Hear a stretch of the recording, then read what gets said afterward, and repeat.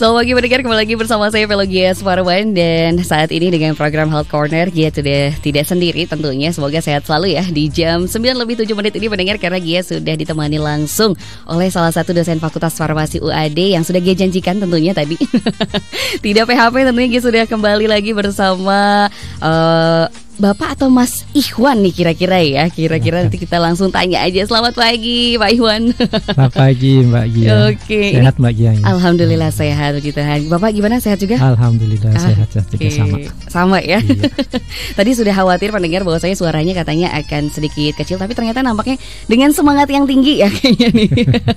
Semoga juga obrolan hari ini bisa kita bagikan bersama Pak. Ada energi-energi yang juga ternyata ini cukup dekat banget dengan isu-isu yang sangat juga lagi kita bisa disebut juga happening mungkin ya di Indonesia atau khususnya di daerah istimewa Yogyakarta. Maka dari itu pendengar, Gia masih ajak Anda untuk terus bisa bergabung bersama kami, karena kita juga bakal membicarakan tentang herbal untuk stunting. Kita juga bakal ngomong tentang apa aja sih bahan herbal yang bisa untuk pengurangan resiko stunting, kemudian juga gimana penggunaannya. Tapi sebelum itu kita langsung sapa lagi ke Pak Ikhwan. Dan kita pengen nanya, sebenarnya stunting menurut Pak Ikhwan sendiri itu seperti apa, dan keadaannya di Indonesia saat ini juga seperti apa?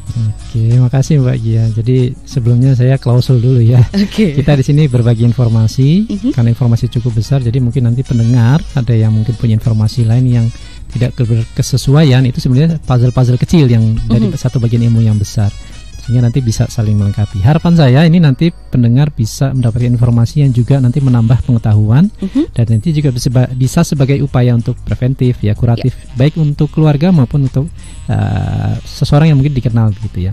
Jadi kalau stunting ini memang secara umum itu diketahui, memang kalau kita dalam alih bahasakan ya ke Indonesia itu sebenarnya ya maaf ya, kerdil gitu ya. Jadi kerdil itu sebenarnya memang kalau di kita konotasinya agak sedikit negatif, tapi sebetulnya itu adalah mungkin ya bisa dianggap ada satu permasalahan yang harus kita atasi bersama. Nah, kondisi stunting sekarang itu sepertinya memang sedang happening tadi ya. Pemerintah juga sedang mencanangkan begitu. Nah, dengan kondisi sekarang yang data terakhir saya dapat itu rata-rata itu sekitar di atas 20% ya. Itu untuk anak-anak yang penderita stunting. Ini gangguan ini kan cukup ya istilahnya ke depan gitu ya, untuk generasi lebih lanjut ini seharusnya memang harus segera diatasi. Nah, stunting di sini sebetulnya ya kalau kita bandingkan dengan ukuran kecil itu maksudnya kan di bawah standar ya. Di bawah standar ini kalau dulu permasalahan sebenarnya yang paling banyak ya sebelum stunting ini sebenarnya berat badan saja, tapi kemudian stunting ini menjadi ramai. Nah, stunting ini sebetulnya yang saya ketahui adalah mungkin juga ada kaitan dengan berat badan, tetapi di sini yang dituju adalah tinggi badan.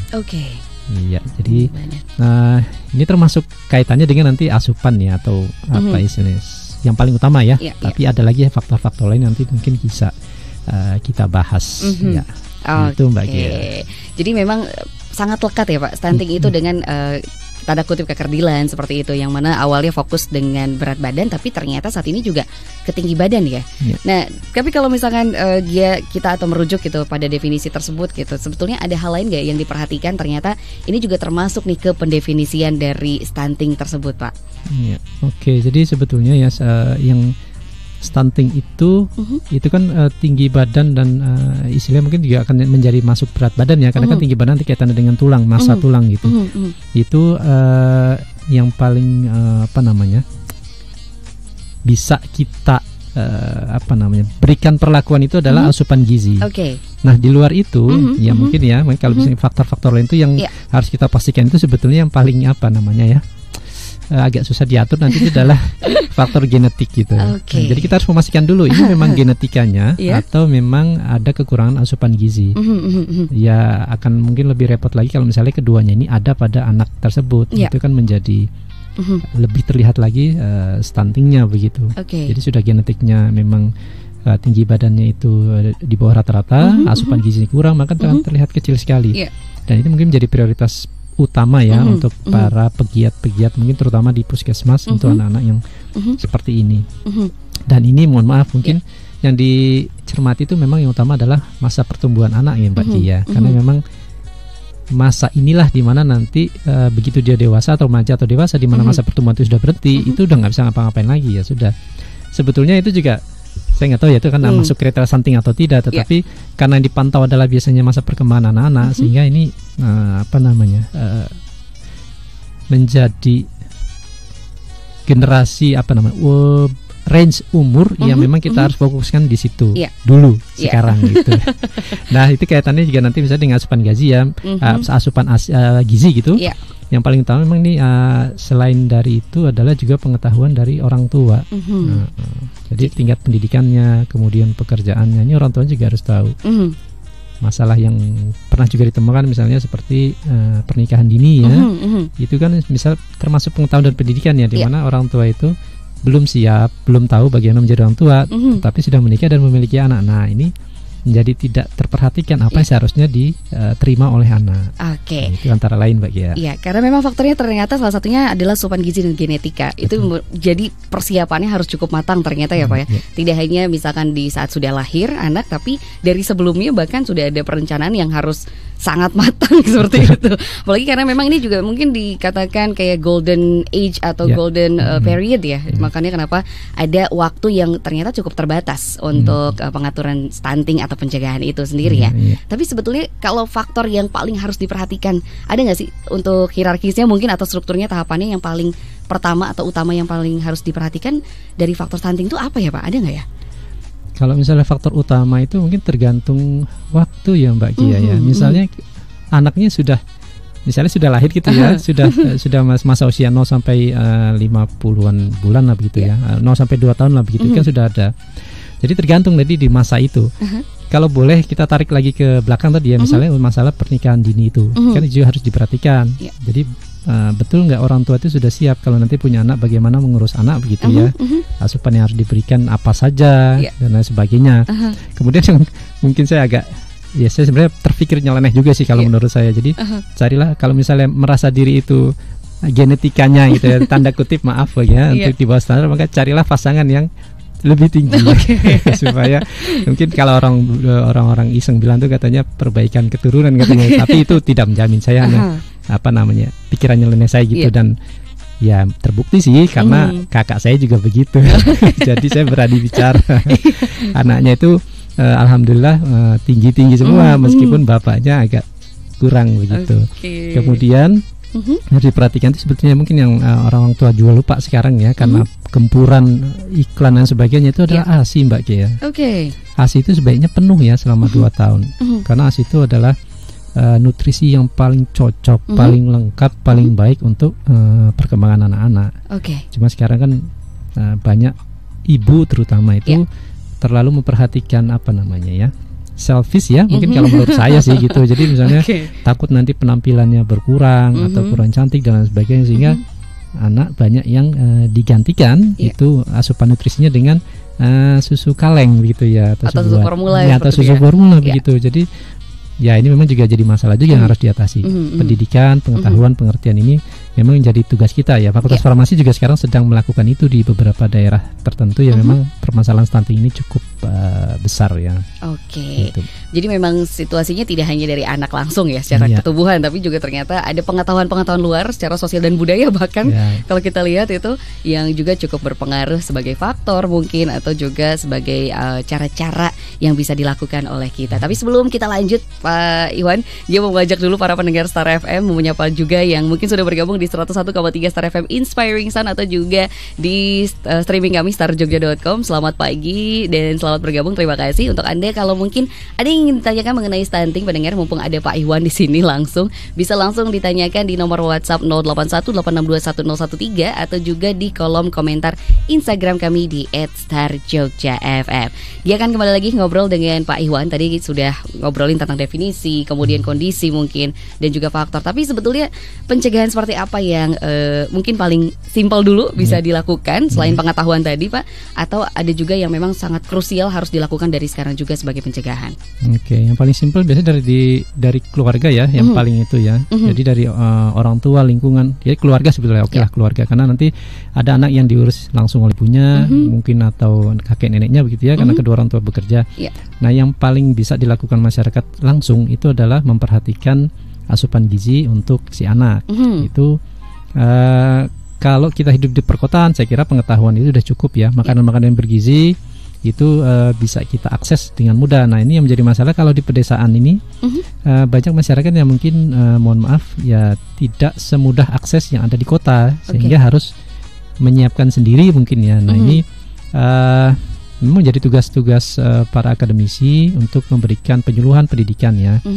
Nah kalau secara langsungnya untuk keluarga adalah berikan asupan gizi yang cukup untuk anak. Itu kalau misalnya tidak diketahui, maka kan sekarang akses internet mudah ya. Nanti bisa minta orang tua untuk mengakseskan makanan apa sih yang bisa atau bagus gitu ya. Sekarang sepertinya kalau kita lihat untuk anak 0 sampai 2 tahun itu ya yang kita kenal sebenarnya empasi gitu ya. Jadi makanan olahan untuk bubur bayi sekarang itu saya kira cukup banyak, gerai-gerai kecil itu sudah akses ya. Ya memang agak, kalau dari pedesaan sih mungkin agak sedikit berkendara dulu mungkin ya beberapa kilometer nanti untuk akses. Atau kalau misalnya untuk memudahkan itu ada beberapa cara ya. Yang sebenarnya sumber yang sumber makanan sehatnya itu ada di sekitar kita ya. Contohnya yang saya temukan kemarin itu adalah misalnya kelor, Mbak. Ya. Jadi kelor ini kan sebenarnya mudah diakses ya. Cuma kita dulu mungkin belum memahami ya. Nah sekarang kelor itu bisa untuk digunakan sebagai upaya untuk memberikan asupan gizi yang cukup untuk anak-anak. Baik, nah ini sudah mulai dikasih clue ternyata ada kelor. Ini juga termasuk tanaman herbal mungkin, berarti bisa dikatakan seperti itu ya Pak? Ya, mungkin saya sedikit menurut paman ya. Herbal itu ada herbal, ada obat tradisional dan ada herba. Mungkin 3 dulu ininya definisi. Jadi herbal itu adalah obat-obat tradisional yang digunakan tetapi tidak turun-temurun, sudah dikenal. Kalau sudah turun-temurun namanya obat tradisional. Nah, kemudian ada lagi namanya herba. Ya, herba itu adalah kelompok tumbuhan yang secara luas itu dia memiliki manfaat ya, tapi di luar sayuran. Jadi kalau misalnya kalau boleh saya katakan lebih dalam lagi ya dalam hal keilmuan itu bahwa untuk herba ini adalah memiliki manfaat dari metabolit sekundernya.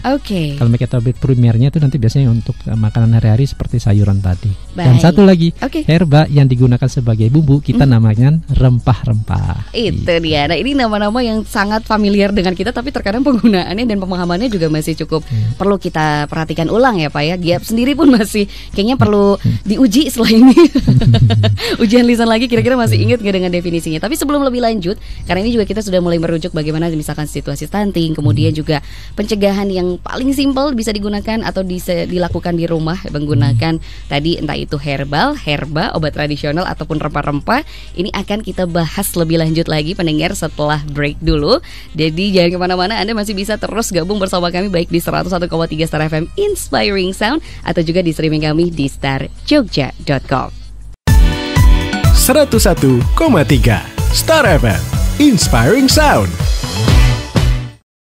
Lagi mendengar, terima kasih masih bergabung bersama Gia di Health Corner tentunya, dan juga bersama Pak Ikhwan yang masih semangat nih kayaknya, masih juga langsung cari-cari lagi kira-kira apa yang masih terlewat ya.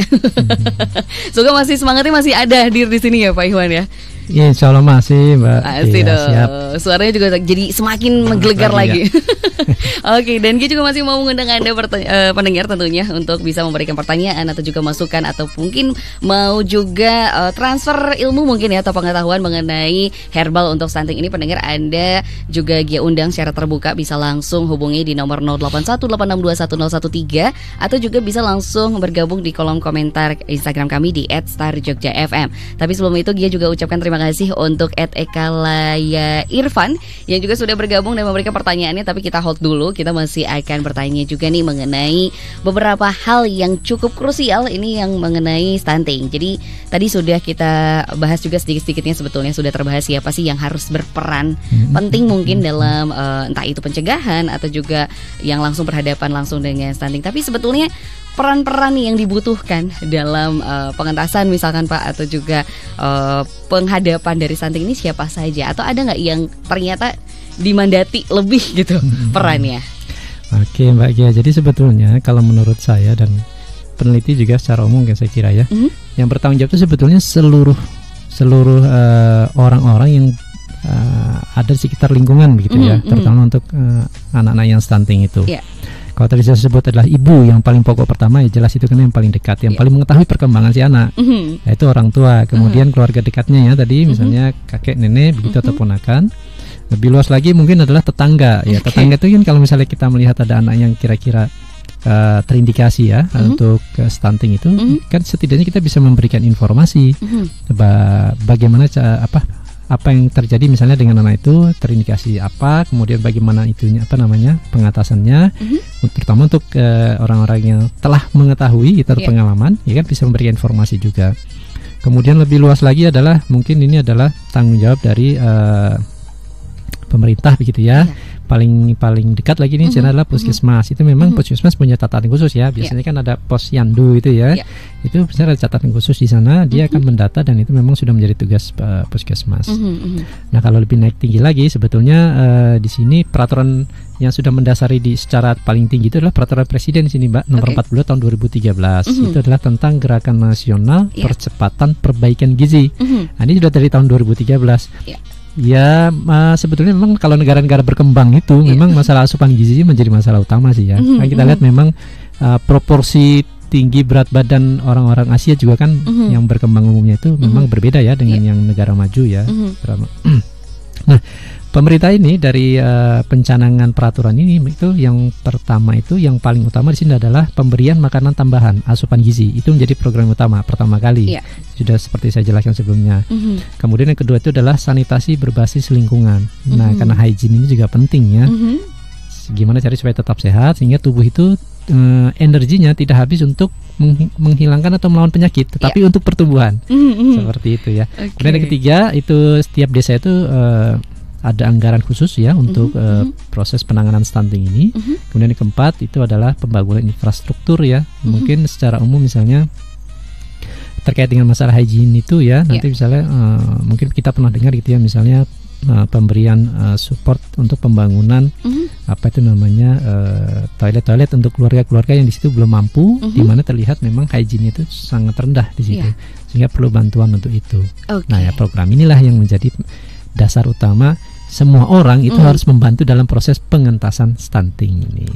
Oke, jadi ternyata memang sudah jadi rencana skala besar sebetulnya. Betul, ya, dan sekali. Juga yang sudah dilakukan.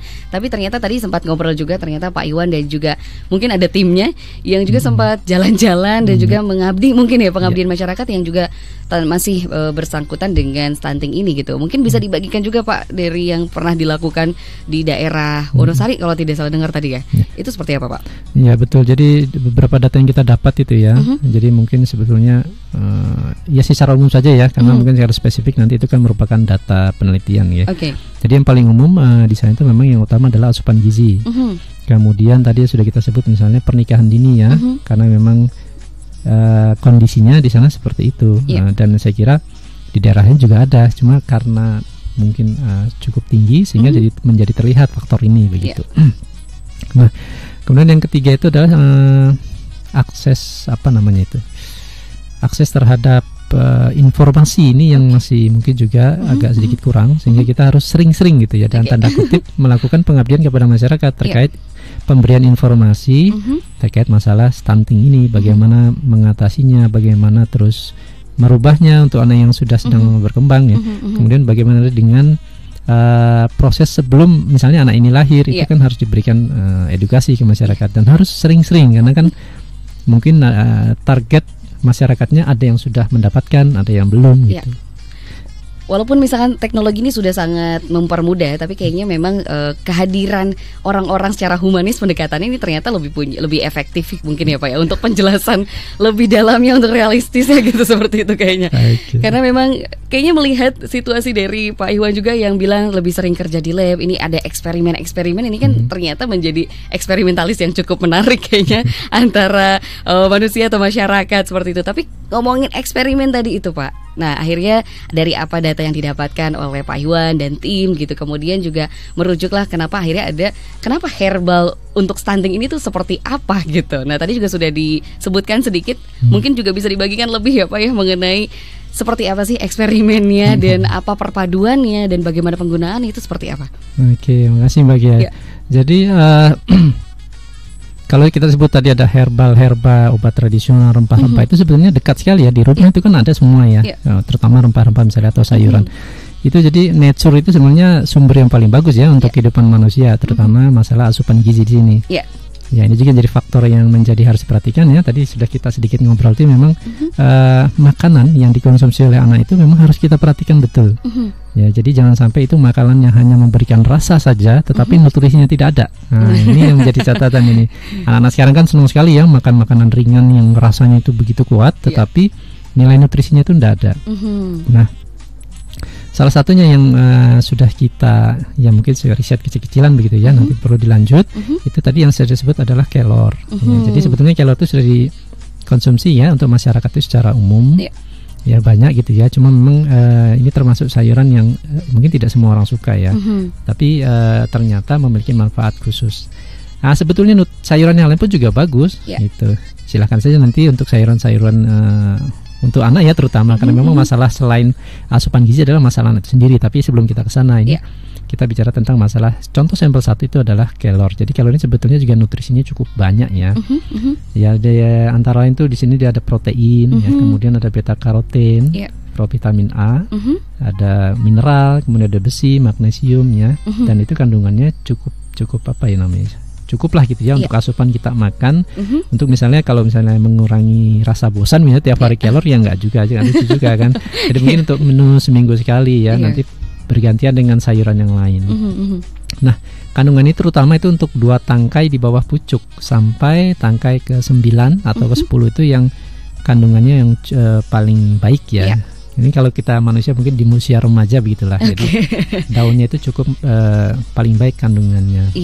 Nah, yang jadi masalah utama kelor ini sebetulnya ininya ya. Mungkin kalau Mbak Gia pernah masak atau pernah makan atau itu, dia kalau dimasak itu memang akan ada langu ya.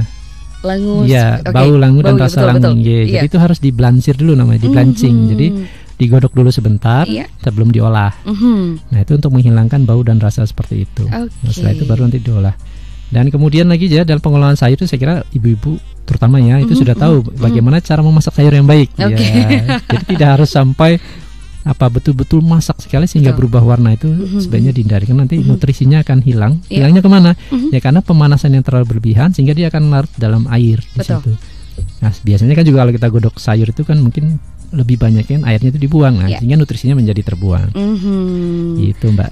Jadi ternyata sebetulnya tidak ribet ya Pak, atau tidak riweh gitu kalau bahasa yang lebih ini tuh sebetulnya banyak sekali yang kita bisa dapatkan di dapur sendiri atau di halaman rumah gitu kan, yang juga ternyata prosesnya terkadang orang kalau udah ngomongin kata herbal karena mungkin mikirnya obat tradisional ya yang sudah diolah dan turun temurun, jadi dianggapnya dalam tanda kutip ribet itu sendiri Pak. Tapi ternyata kita juga dikasih lagi pencerahan lagi pendengar bahwasanya ternyata pengolahannya bisa sesimpel itu. Bisa bagaimana kita mengolah seakan-akan ini juga sebagai menu makan siang mungkin ya, makan pagi atau makan malam seperti itu. Oke, ini juga cukup menarik Pak. Kalaupun ternyata kelor kan ini juga belum terlalu familiar mungkin ya.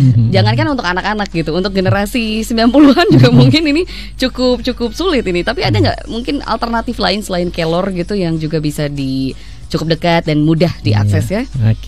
Jadi sayur-sayuran secara umum itu sebenarnya juga bagus ya untuk anak, kemudian untuk keluarga lah, atau mungkin ibu-ibu yang hamil ya, atau persiapan nanti melahirkan itu juga sebenarnya sayur-sayuran itu harus lebih banyak dikonsumsi.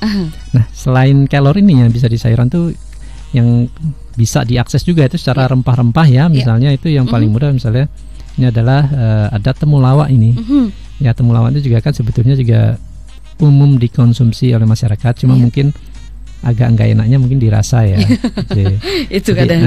Beberapa masakan mungkin sebenarnya sudah menggunakan temulawak, misalnya kayak tumis-tumisan gitu kan ada ya, atau beberapa sayur mungkin ya. Itu juga sudah memberikan asupan yang ya kalau dibilang cukup itu sebetulnya kalau tiap hari kita konsumsi itu akan menjadi cukup, karena kan nanti tergantung jumlah konsumsi yang kita makan gitu ya. Nah, temulawak ini itu juga baik ya, terutama untuk anak-anak ini ya, dia akan meningkatkan sekresi empedu dan menambah nafsu makan. Jadi kalau misalnya tadi Mbak Gia bilang yang ribet-ribet, itu sebetulnya produk-produk herbal itu sudah cukup banyak yang simple-simple, tetapi ya karena untuk berubah ribet menjadi simple itu perlu biaya produksi, sehingga kita harus sedikit menyiapkan beberapa rupiah begitu untuk mengakses produk-produk ini. Gitu. Tapi kalau kita lihat memang sebetulnya ini tidak terlalu mahal juga sebetulnya. Tinggal kita bisa menabung atau tidak, atau menyisihkan atau tidak. Atau secara tradisional pun juga bisa sebetulnya, yaitu dengan cara tadi, dengan menggunakannya sebagai rempah-rempah atau bumbu masak. Dan kuncinya lagi itu nanti dikonsumsi oleh semua orang yang ada di rumah. Kalau nggak dimakan kan asupan gizi juga nggak masuk di situ. Betul. Jadi satu untuk semua bahkan ya. Betul. Itu bisa menyeluruh. Bagaimana misalkan tepat sasaran mungkin dan juga tepat kuantitasnya seperti itu. Kemudian ada yang lain lagi mungkin yang mudah diakses, misalnya madu. Nah itu kan memang sudah kita kenal itu memiliki banyak kandungan dan khasiat ya untuk kesehatan terutama. Nutrisinya memang luar biasa untuk madu. Nah ini kalau misalnya dibiasakan dari kecil anak itu mengkonsumsi atau ibunya mengkonsumsi saat hamil, itu juga akan membantu proses mencegah kemungkinan stuntingnya pada anak. Ya, bisa dicoba nanti. Siap. Nah, karena tadi juga sudah menyinggung tentang ibu hamil, misalkan kemudahan dan lain sebagainya. Ini juga kita kembali dulu ke pertanyaan yang sudah masuk di Instagram kami dari @ekalaya_irfan, Pak Iwan. Jadi ini pertanyaannya mengenai sebetulnya apakah ini herbalnya hanya untuk ibu hamil saja atau bisa juga buat yang sudah melahirkan? Jadi kalau tadi saya sebut ya, misalnya ada kelor, ada temulawak, ada madu, itu konsumsikan bisa sebagai makanan ya. Jadi maka akan kita lihat yang mengkonsumsi siapa misalnya. Nah tadi di awal kita sudah bahas bahwa sebetulnya untuk pengentasan stunting ini bisa dimulai dari awal sekali ya. Paling oke lah kita batasi sampai ibu-ibu yang hamil, gimana nanti supaya anak yang lahir itu bisa terhindar dari stunting misalnya. Maka saat hamil itu harus mengkonsumsi makanan yang bagus, yang baik ya. Kalau setahu saya sih biasanya kalau ibu hamil itu pasti dia akan periksa ya, setidaknya ke bidan lah begitu kan, nggak harus ke dokter kandungan tetapi ke bidan. Maka di bidan biasanya akan diberikan tambahan-tambahan asupan ya. Ya memang itu produk yang bisa dalam tanda kutip itu modern begitu ya. Nah dan jangan kita lupa juga biasanya orang tua kita itu kan mengingatkan ibu hamil itu harus mengkonsumsi makanan-makanan yang bagus ya, masaknya juga harus yang bagus. Itu sebetulnya ilmu yang juga memang sudah ada di masyarakat turun temurun dan itu juga sebaiknya dipatuhi, dilaksanakan juga begitulah. Nah kaitannya dengan 3 tadi contoh misalnya ya, madu kan ini bisa dikonsumsi oleh ibu hamil sehingga nanti kandungannya itu bisa sehat, maka bayi yang dilahirkan pun juga secara teori maka akan memenuhi asupan gizi dan insya Allah nanti anak yang lahir juga akan sehat kan, seperti itu ya normalnya begitu ya. Kemudian madu juga bisa dikonsumsi oleh anak-anak, kan ada madu untuk anak-anak ini juga bisa dikonsumsi. Nah kalau untuk yang temulawak ini untuk produk anak-anak juga sudah ada yang sudah lahir. Nah kalau misalnya ibu-ibu yang hamil mungkin dimasakkannya tadi ya sebagai bumbu saja, tidak harus dikonsumsi temulawak saja, itu juga tidak harus. Kalau mungkin ada masalah rasa, karena rasa di sini ibu hamil biasa tahu ya Mbak Gia ya, sensitif sekali kan, bau sedikit sudah mual, muntah, apalagi harus mengkonsumsinya. Ini memang jadi masalah utama untuk ibu hamil untuk mengkonsumsi makanan yang tambahan karena dia dalam kondisi hamil, itu menjadi harus diperhatikan. Kemudian untuk kelor sendiri ya, kelor ini nanti sebetulnya juga bisa dikonsumsi dengan jumlah yang disesuaikan ya, cukup ya misalnya. Kalau untuk anak itu nanti ya kita nanti ada sisi inovatif di sini ya. Nanti kita sungguh nanti setelah ini nanti. Kemudian kalau untuk ibu hamil, untuk kelor ini mungkin karena memang ini adalah sayuran yang jarang digunakan ya, tidak seperti yang lain. Mungkin nanti bisa dikonsumsi kalau misalnya ada begitu. Kalau misalnya tidak ada, tidak usah dipaksakan. Carilah sayur-sayuran yang ada di sekitar rumah atau yang mudah diakses misalnya di pasar tradisional, pasar modern dan sebagainya. Yang memang disukai oleh ibu tersebut ya atau anak tersebut. Yang penting itu dimakan dengan baik. Kalau nggak dimakan ya sama saja ya Pak ya, sama aja kosong, sama aja nihil seperti itu. Jadi sebetulnya berarti secara memang kalau secara khusus ibu hamil juga ini perhatiannya lebih khusus mungkin ya. Ada treatment yang lebih tinggi mungkin dibandingkan misalkan sebelum ataupun sudah melahirkan. Tapi sebetulnya ini semua bisa dikonsumsinya tidak hanya saat hamil aja, bahkan sebelum atau sesudah melahirkan juga seperti itu.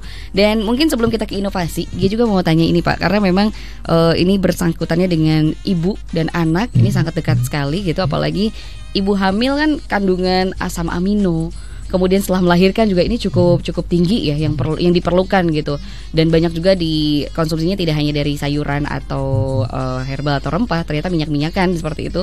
Tapi kalau dari misalkan herba atau tanaman herbal atau juga rempah-rempah sendiri, apa ya Pak yang kira-kira bisa kita konsumsi dengan kandungan asam amino yang cukup tinggi gitu asupannya?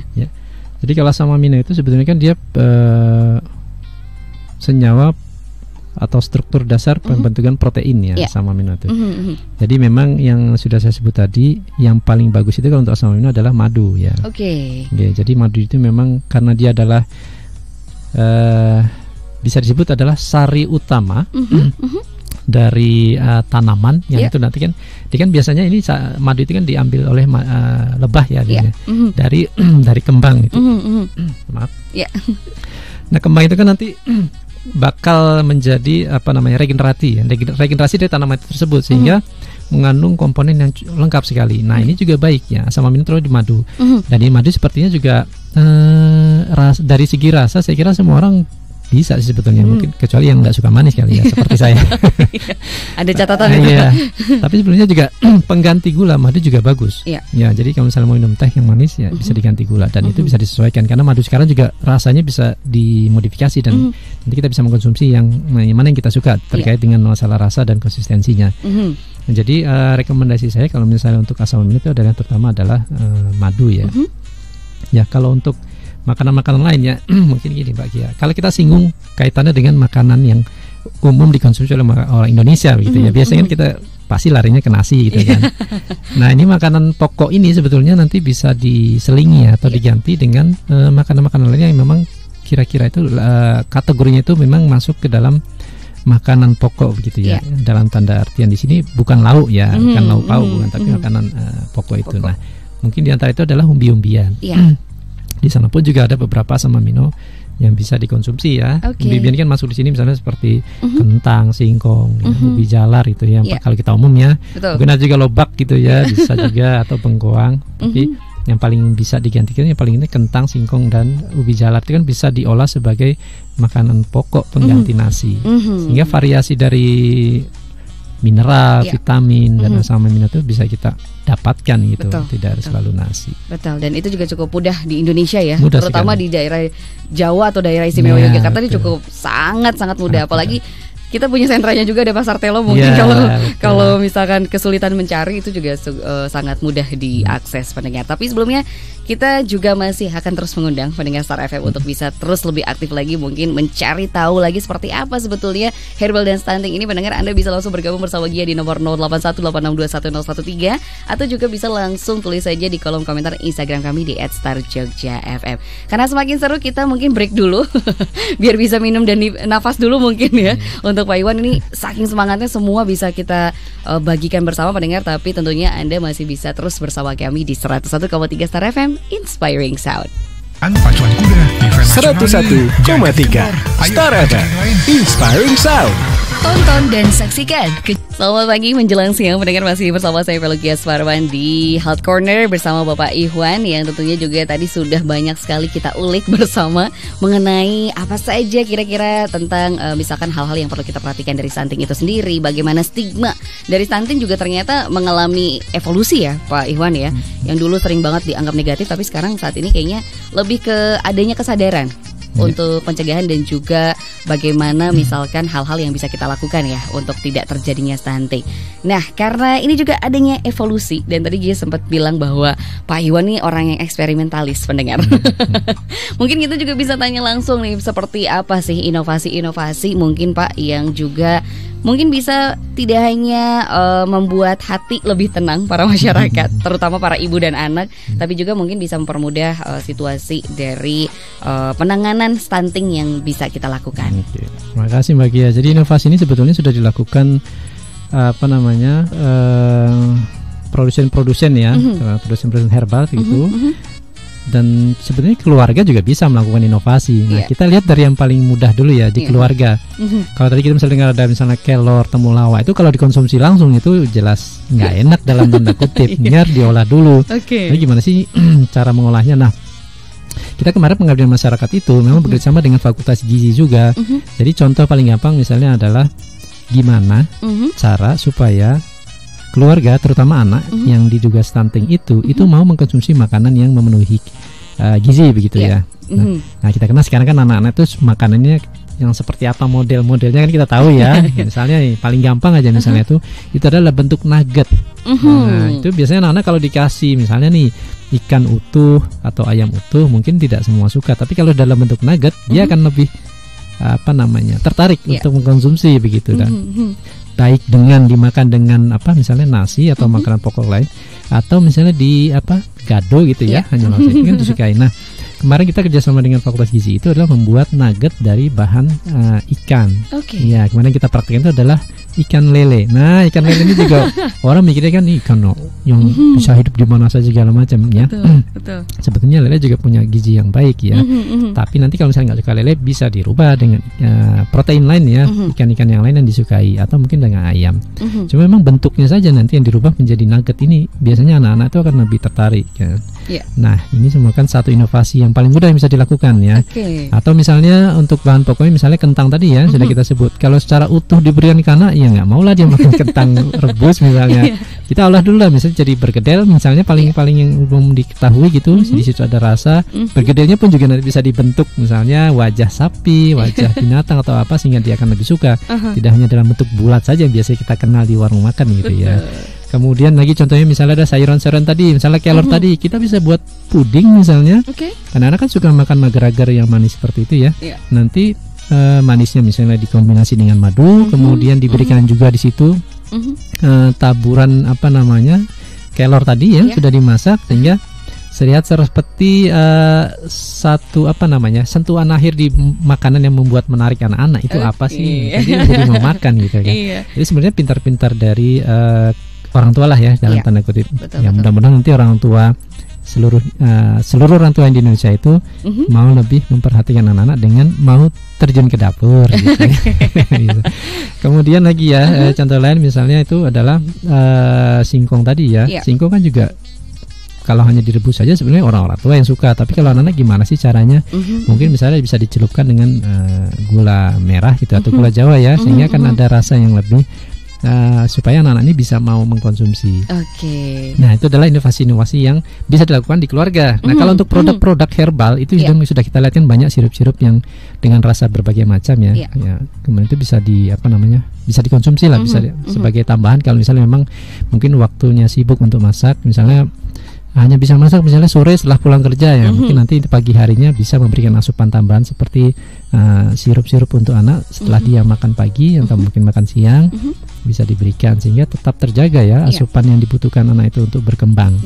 Nah, inovasi itu sebenarnya tidak dalam bentuk produk makanan di keluarga dan di bisa produk dari produsen herbal itu ya. Jadi kata-kata inovasi ini sebetulnya gimana caranya supaya anak atau ibu hamil, nah itu mau mengkonsumsi makanan yang cukup sesuai dengan kebutuhannya. Itu macam-macam sih. Ada yang misalnya nih, kalau dulu sih ya, itu anaknya dibawa sambil jalan-jalan, gitu kan, dia baru mau makan, gitu kan. Itu juga ada positif ada negatifnya sebetulnya. Tetapi silahkan untuk setiap orang tua atau keluarga untuk memberikan inovasi yang sesuai dengan kondisi mereka, supaya anggota keluarga itu bisa mendapatkan asupan makanan gizi yang baik. Caranya silahkan lah. Divariasikan sedemikian rupa ini ya.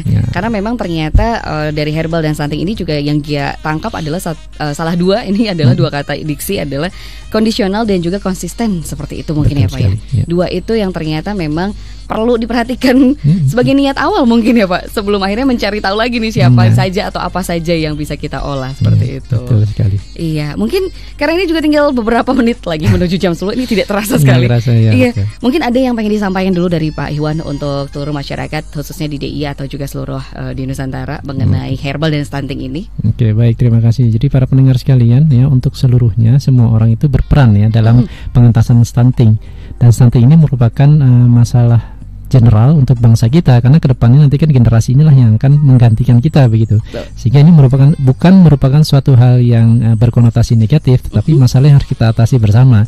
Sehingga jangan malu bila memiliki keluarga yang terduga stunting, maka segeralah untuk berkonsultasi, berdiskusi atau mungkin melaporkan ke dinas terkait sehingga nanti bisa segera diatasi begitu ya, atau bagaimana caranya supaya terduga stunting ini menjadi hilang gitu. Dan yang terakhir mungkin untuk seluruh keluarga, tetap melakukan inovasi untuk keluarga supaya keluarga tetap sehat dan gembira gitu. Oke, semuanya kembali lagi pada diri dan juga keluarga. Semoga memang ini bisa kita laksanakan dari diri sendiri, dari keluarga terkecil dulu atau orang sekitar dulu, dan semoga juga Pak Iwan bisa terus membagikan berbagai macam pengetahuannya dan temuan-temuannya. Terima kasih sekali lagi untuk Pak Iwan atas kesediaan nih pagi hari ini, dan juga mungkin Anda pendengar kalau mau juga bertanya lebih lanjut masih kita buka saja, nanti bisa kita coba kong kali kong kali ya dengan Pak Iwan.